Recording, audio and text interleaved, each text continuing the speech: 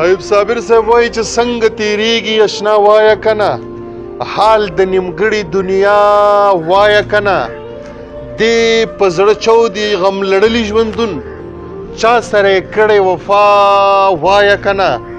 او غوږ مې نیولی ستا خبرو ته دی، غوږ مې نیولی دی ښه وایه کنه. تا په خندا خندا کې نن صابره څنګه شروع کړه ژړا وایه کنه.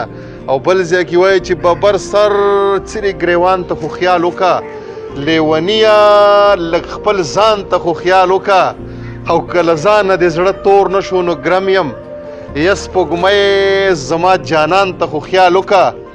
د زړګي چې وینه وسوسوم باید شي، زمانې زما نقصان ته خو خیال وکړه. او په صابر په ژوندون تندر ګزار که څه ناترسه دی اسمان ته خو خیال وکړه.